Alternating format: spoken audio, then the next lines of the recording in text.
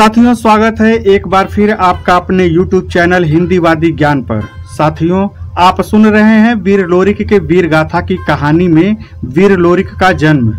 पिछले भाग में आपने जाना कि संवरू ने अपने गुरु से भगवान शंकर को प्रसन्न करने की विधि जानी और फिर जंगल में जाकर भगवान शंकर की आराधना करने लगा। तब देवताओं ने भगवान शंकर के पास जाकर उन्हें संवरू को आशीर्वाद देने के लिए कहा। भगवान शंकर जब संवरू के पास पहुंचे तो संवरू ने भगवान शंकर से दो आशीर्वाद मांगा। पहला कि माता लक्ष्मी गौरागढ़ में निवास करें और तब तक वहां निवास करें जब तक कि मेरा वंश चले। दूसरा उसने मांगा कि उसके पीठ पर का एक छोटा भाई हो जो कि इतना बलवान हो कि उसके बराबरी का वीर या उससे पंजा मिलाने वाला इस धरती पर कोई ना हो। भगवान शंकर उसे आशीर्वाद देकर जाने लगे। तब उन्होंने कहा, कुछ देर यहाँ रुकना, फिर मैं आकर तुम्हें बताता हूँ कि यह आशीर्वाद कैसे फलित होगा। उसके बाद संवरू उसी जंगल में भगवान शिव का आराधना करने लगा। इधर भगवान शंकर वापस जब देवलोक में पहुंचे तो वहां पर उन्हें पता चला कि संवरू की माता खोइलन का 6 जन्मों से कोख मारा हुआ है। उसे इस जन्म में भी पुत्र की प्राप्ति नहीं लिखी थी। तब भगवान शंकर ने ब्रह्मदेव से कहा कि मैंने उसे आशीर्वाद दे दिया है, अब इसे आपको ही पूरा करना है। साथियों, कहानी यहीं खत्म नहीं होती, बल्कि इसके बाद एक अनोखी और रोमांचक घटनाओं की श्रृंखला शुरू होती है।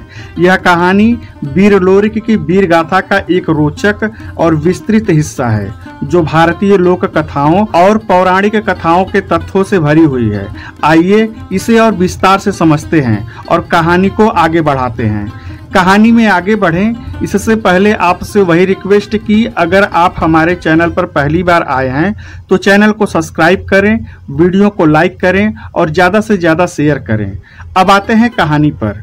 भगवान शंकर ने संवरू को आशीर्वाद दिया कि संवरू की माता के पेट से जन्म लेने वाला पुत्र महावीर और बलशाली होगा। फिर जब भगवान शंकर ने ब्रह्मा जी से कहा कि मैंने उसे आशीर्वाद दे दिया है, अब उसे पूरा करना है, तब ब्रह्मा जी ने सभी देवताओं के आग्रह पर भगवान शंकर से कहा कि जिस तरह आपने अपने भक्त को आशीर्वाद दिया है, अब उसी तरह इसको आपको ही पूरा करना पड़ेगा। इसके लिए आपको एक कार्य करना होगा जिससे पुत्र भी बलवान पैदा होगा और आपका आशीर्वाद भली भांति पूर्ण भी होगा।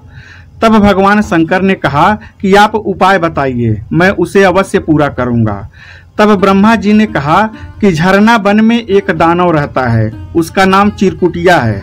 आपको उसका वध करना होगा। उसके बाद उसके हड्डियों को ओखल में कूट कर चूरा बनाकर उसका चावल बनाया जाएगा। इस चावल का खीर बनाकर संवरू के माता को खिलाया जाएगा। तब उसका गर्भ रुकेगा और फिर उसे एक वीर और बलवान पुत्र की प्राप्ति होगी।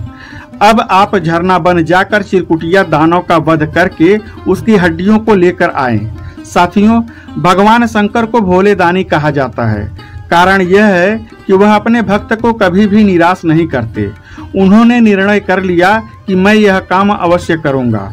तुरंत भगवान शंकर झरना वन में चिरकुटिया दानव के निवास स्थान पर ब्राह्मण के वेश में पहुंच जाते हैं।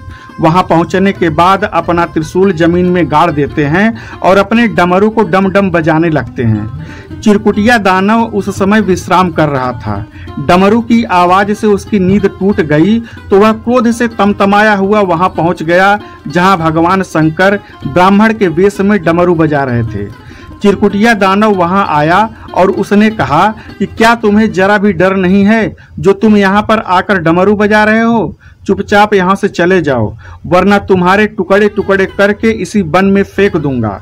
इस पर भगवान शंकर ने कहा कि भाई, मैं तो डमरू बजा रहा हूँ, तुम जाओ सो जाओ, परंतु हमारा डमरू बंद नहीं होगा।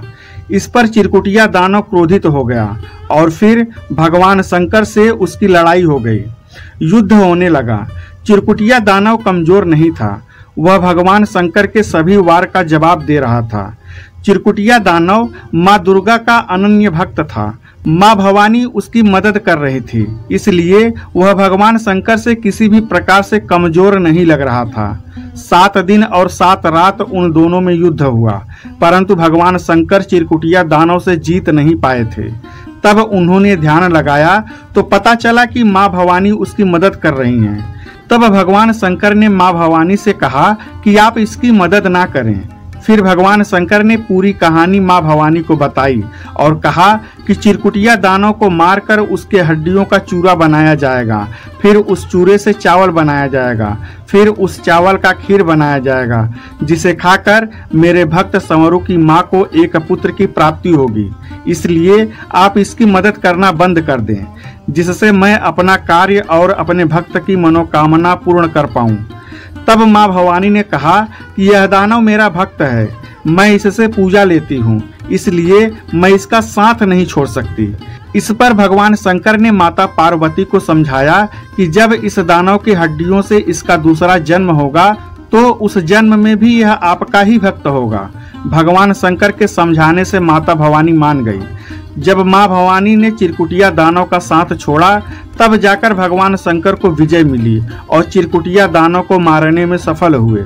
फिर उसके खाल को बबूल के पेड़ पर फेंक दिया और हड्डियों को समेटकर स्वर्गलोक पहुंच गए, जहां देवताओं ने उनका स्वागत किया।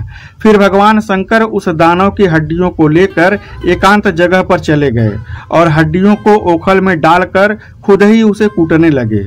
उसी समय देवलोक की 3 अप्सराएं विहार के लिए निकली थी। संयोग से उनकी नजर भगवान शंकर पर पड़ी, जो कि मूसल चला रहे थे। उन्हें देखकर अप्सराएं आपस में बात करने लगी कि लगता है देवी पार्वती से भगवान शंकर का किसी बात को लेकर विवाद हो गया है, इसलिए इनको अपना काम खुद करना पड़ रहा है। दूसरी अप्सरा ने कहा, मुझे तो लगता है कि देवी पार्वती अपने मायके चली गई हैं, इसलिए उन्हें अपना काम करना पड़ रहा है। तीसरी अप्सरा ने कहा, चलो चलकर भगवान शंकर से ही पूछ लेते हैं कि क्या माजरा है, और हो सकेगा तो हम उनकी मदद भी कर देंगे। इस पर तीनों अप्सराएं सहमत हुई और भगवान शंकर के पास जा पहुंची। फिर तीनों अप्सराओं ने भगवान शंकर से पूछा। तब भगवान शंकर ने कहा, ना तो पार्वती मायके गई हैं और ना ही उनसे हमारा कुछ विवाद हुआ है। तब भगवान शंकर ने उन्हें पूरी बात बताई और उनसे कहा कि इस हड्डियों का चूरा बनने के बाद इसका चावल बनाया जाएगा और उस चावल का खीर बनाकर मेरे एक भक्त की मां को खिलाया जाएगा, जिससे एक प्रतापी पुत्र का जन्म होगा, जो कि एक बहुत बड़ा वीर और बलवान होगा। भगवान शंकर की बात सुनकर तीनों अप्सराएं प्रसन्न हुई। फिर इन अप्सराओं ने कहा कि अगर आपकी आज्ञा हो तो हम आपकी मदद करना चाहते हैं। तब भगवान शंकर ने कहा, अगर तुम लोग मदद करना चाहो तो कर सकती हो। अब हड्डियों को कूटने के लिए 3-3 मूसर चलने लगे। तब तक एक अप्सरा ने भगवान शंकर से कहा कि भगवान, मेरे मन में भी एक लालसा है, मेरा भी मन कर रहा है एक बार पृथ्वी लोक में जन्म लेने का, इसलिए मैं आपसे एक वरदान मांगना चाहती हूँ। मुझे भी पृथ्वी लोक में जन्म लेने और मेरा विवाह इस चावल के खीर से जन्म लेने वाले वीर से होने का आशीर्वाद। भगवान शंकर इस अप्सरा की बात सुनकर प्रसन्न हुए और आशीर्वाद दिया और कहा कि तुम्हारा जन्म राजा महर के पुत्री मंजरी के रूप में होगा और तुम्हारा विवाह इसी महावीर के साथ होगा। भगवान शंकर का आशीर्वाद पाकर वह अप्सरा बहुत प्रसन्न हुई। फिर तो बाकी बच्ची दोनों अप्सराओं ने भी भगवान शंकर से कहा कि हमारा भी मन है पृथ्वी लोक में जन्म लेने का, तो कृपा करके हमें भी आशीर्वाद दें, साथ ही हमें भी इसी महावीर की पत्नी बनने का आशीर्वाद दें। तब भगवान शंकर ने इन अप्सराओं से कहा कि मेरे बस में सिर्फ एक की ही मनोकामना पूरी करने की थी। अब अगर तुम लोग भी पृथ्वी पर जन्म लेना चाहती हो तो यह कार्य पूर्ण हो जाने दो। उसके बाद सभी देवता यहाँ पर आएंगे, उनके सामने अपनी अपनी बात रखना। और फिर तीनों अप्सराओं का मूसर चलने लगा तो बहुत जल्द ही हड्डियों का चूरा बन गया और उसे साफ करके तैयार कर लिया गया। फिर भगवान शंकर ने देवताओं का स्मरण किया तो सभी देवताओं के साथ सप्तऋषि भी वहां पर आ गए और फिर भगवान शंकर ने हड्डियों का चूरा सबके सामने रख दिया और कहा कि हड्डियों के चूरे पर सभी देवता आशीर्वाद दें ताकि पैदा होने वाला पुत्र बलवान और शूरवीर हो और इसका सामना करने वाला दुनिया में कोई नहीं हो। फिर सभी देवताओं ने वैसा ही किया और देखते ही देखते हड्डी का चूरा चावल के रूप में बदल गया। तब ब्रह्मा जी ने भगवान शंकर से कहा कि अब इसे ले जाकर आप अपने भक्त को दे दीजिए, अब आपका कार्य पूर्ण हुआ। भगवान शंकर चलने को हुए तभी अप्सराओं ने ब्रह्मा जी के सामने हाथ जोड़कर प्रणाम किया और कहा कि यह काम करने में हमने भी भगवान शंकर की मदद की है और इस काम के बदले हम भी आपसे कुछ मांगना चाहते हैं। तब ब्रह्मा जी ने आज्ञा दी। फिर अप्सराओं ने कहा कि हमें भी पृथ्वी लोक में जन्म लेने और जन्म लेने वाला यही वीर हमारा जीवन साथी बने, इसका आशीर्वाद चाहिए।